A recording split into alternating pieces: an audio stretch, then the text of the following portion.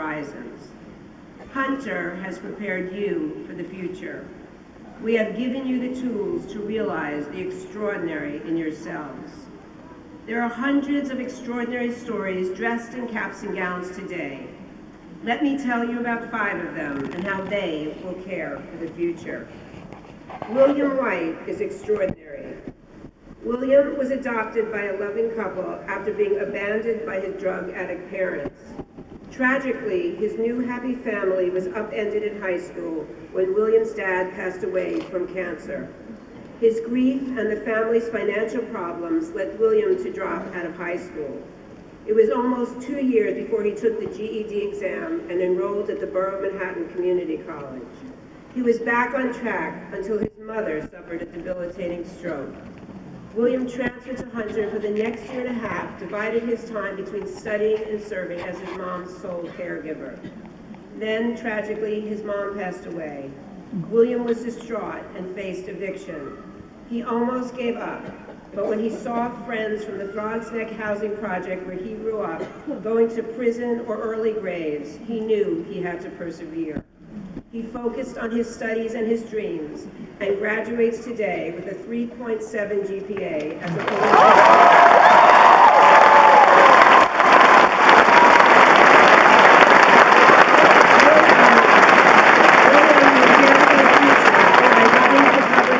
hoping to change the lives of young people the way his adoptive parents, may they rest in peace, changed his.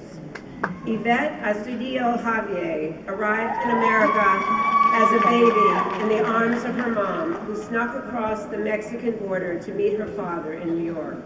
Unaware she was any different from her friends, Yvette grew up fluent in English, pledging allegiance to the flag and planning to leave home for college like any other high school junior. But when she started to fill out her college applications, she discovered she was not the citizen she thought she was. She was undocumented. Without citizenship, she could not get financial aid and leave home for an out-of-state college. Her family could barely afford to pay the Hunter tuition. She took many jobs, working long hours as night cleaning lady in office buildings and as a restaurant hostess, fitting classes in between her shifts. She was not sure she could keep going and was thinking about giving up when she received a new and unusual scholarship for undocumented students. This gift allowed Yvette to become the first in her family to graduate both high school and college, as she does today.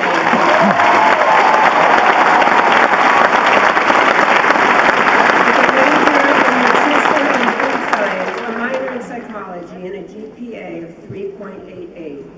That will return to Hunter for her master's degree in nutrition and care for the future by improving the health of her community. Congratulations.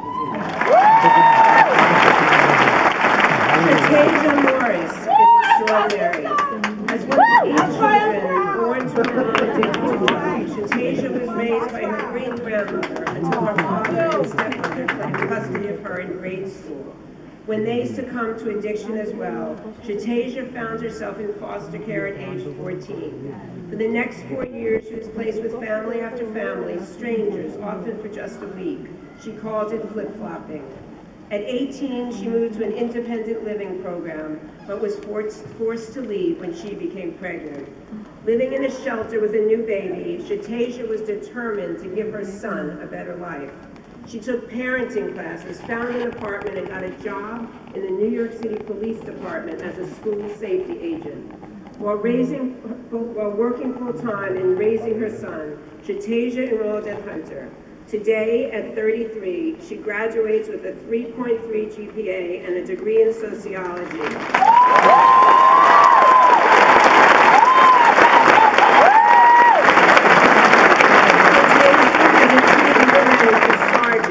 NYPD School Safety Department, and in a few weeks, her son will graduate PS 154 in the Bronx as the top student in his school.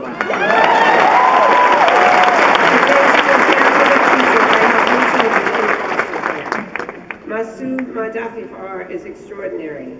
Masood was a college senior studying law in Iran when political corruption turned him into an activist, organizing protests against the regime. The police response was brutal. Demonstrations were crushed and students died in the crackdowns. and then the police came for Masood. Masood was handcuffed, blindfolded, and thrown into a cell, dragged out only for interrogations. In the rooms next door, he could hear beatings. 10 days later, Masood was released on bail. If he had to stand trial, he knew the possible outcomes: jail, exile, or execution. Masood knew he had to leave Iran. He sent emails for help to embassies all around the world: America, Australia, all the democracies in Europe. He used internet cafes so no one could seize his home computer. Only America responded. We would take him in, but he had to get to our embassy in Turkey first. Masood said goodbye to his parents and crossed the mountains with the smuggler by foot and by car. Desperately trying to elude the border guards, the trek took a week. If they had been caught, he might still be where some of his friends are, in prison or worse. The American embassy embraced Masood, but took another 2 years to get him out of Turkey and approved